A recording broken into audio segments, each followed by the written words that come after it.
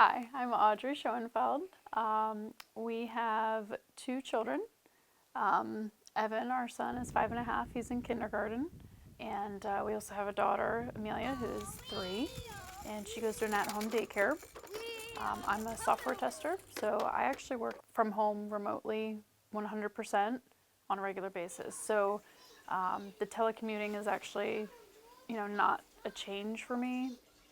So our son does not have school as of this week, and our daughter still has the at-home daycare, so she is still there. There's only 3 children, so it's pretty confined, and she's not really having access to a lot of different people. Actually, no different people. It's the same 3 children. We feel pretty safe about sending her, and also her being 3 years old and us having to work full time does have its challenges. So we kind of felt it was best for her to go and be entertained all day. Yes. Hi, I'm Jonathan Schoenfeld. I obviously have 2 kids as well. From a work standpoint, for the last 3 years, I've worked from home. And I am a partner in a company that does hospitality. So we actually own and operate country clubs. These country clubs involve golf, food and beverage, tennis, pool, so a full scale of recreational amenities. In light of the coronavirus, the company had to make a very difficult decision this week in order to react to the state and local government mandates of shutting down food and beverage restaurants and bars and nightclubs. So we had to make a difficult decision, and just this week laid off approximately 150 employees at our country clubs nationally. Personally, it's been stressful to make these difficult decisions that affect hundreds of people, and it's a big deal to lay off for one person to lose their job. When you do 150 at the same time, it's been quite stressful to figure out what the right thing to do is. He's been taking it pretty hard as far as being stressed. Jonathan has not been himself with knowing what was coming, essentially. Like, the stress of the company it's been hard. From a day-to-day basis, I mean, the only real effect it has is that my 5.5-year-old's not at kindergarten. So, there are times where I'll be on a work call talking about, these layoffs. 5.5-year-old running around the house while I'm working. Which actually has become the norm. I mean, I'm on conference calls, and that's what I hear in the background because people don't really have a choice. I mean, they can't send their kids anywhere else. They're trying to keep them contained and safe. So it'll be interesting to see the long-term fallout of schools being closed for a month. Will my son lapse in education? right. He's not, clearly, unfortunately, we can't provide the type of education they can at school. That's why we send them. It's going to be hard on him. I mean, if this goes longer, he's may not finish kindergarten where he should have been. It's going to be really hard for the teachers too. I don't really know how this is going to pan out, but there is talk that they might not go back to school this year, essentially. It could last till June. One thing that I kind of thought of for Evan, since we do have a lot of together time, was to go over like safety things, basic things that he should know that maybe, we haven't gone through. Obviously the road stuff, he's riding his bike now, we've gone through all that. I mean, I think he is enjoying the one-on-one time with us. I know he wants to go play outside, but he's only 5.5. We can't just let him go on his own, which is what he would really like to do. Go water the garden that they planted this past weekend. We just bought a basketball hoop. We're just trying to fill. Trying to figure out things that we can do from a recess standpoint to fill that void that he would have had at school. I've taken him golfing, which is fun. Yeah, he loves it. He loves golfing. He loves it. You made it! Yeah!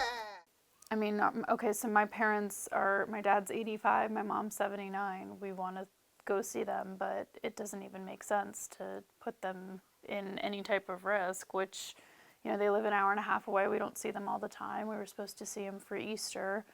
We're not going to do that.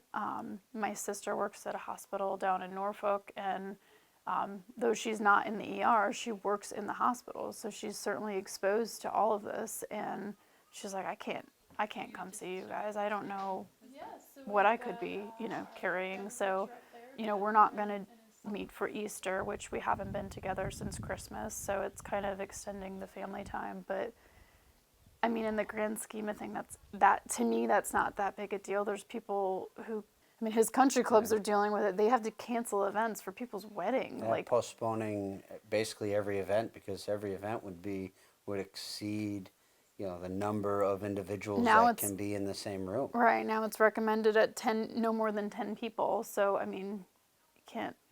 I canceled my cable, so. It's the only thing that good that came out of it. But I think he's kind of lost a little bit of direction in life. I have. Personally, I always have, sports on in the background. Either I'm watching it or it's on in the background, and that is not going to be there for the next 30 days for me. So I went to the store. I went to 2 stores.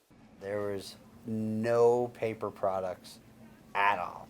No paper towels, no toilet paper, no tissues, no napkins, like 0 paper products at both stores I went to, the BJ's and the Giant. Luckily, we loaded up on that stuff just we always have a month before. We always have a back stock, so. Yeah, we got 2 kids, and we just have a little bit of extra stuff, typically. All the stores are empty. To me, the food makes more sense as to why you're out of food, but I still don't understand the toilet paper. I also feel like we have enough neighbors that we could reach out to if we couldn't get to a store. Like, say, we thought that we were sick, one of us was sick, and we didn't want to go out, then we could just have somebody drop it on our doorstep. There's enough people to ask, and I don't think that the grocery stores are not getting deliveries, so I don't think I'm not afraid of running out of food. There's a lot of information out there. I think that's certainly contributed to the panic. I think that it's on 24/7, and it's kind of like watching a car accident. Like, it's just nonstop. There's a lot of blame, maybe things could have been done sooner. I do think that we should probably learn from other countries, and the fact of get ahead of it as far as start building more hospitals, temporary structures, whatever. That seems to be what's probably going to come. Yeah, we live in a really nice neighborhood as far as family focused, and they do a lot of kids activities. The Easter egg hunt was scheduled for, I guess it's 2 weeks from this Saturday, and obviously that would be a large group of people, so they canceled it. But they modified it so that because they already had the eggs and I guess the candy inside and all the little games, they're registering kids and they're going to deliver it to your house, which is really nice that they even thought about that. Instead of just okay, cancel it, we'll save it for next year or we'll postpone it. Yesterday was St. Patrick's Day, and so they did a little shamrock in the window so that families could go walk outside and the kids could, count how many shamrocks they could find in the windows. Today they're doing chalk art, so you can decorate the sidewalks or the driveway. So we'll probably get our kids out there later with some chalk and see what they can design, see what they come up with. But it kind of just puts a smile on everyone's face when they see that in the neighborhood, and they know kids have been kept busy for, some type of activity and got outdoors, which is always nice. Kitty cat. That's a kitty cat?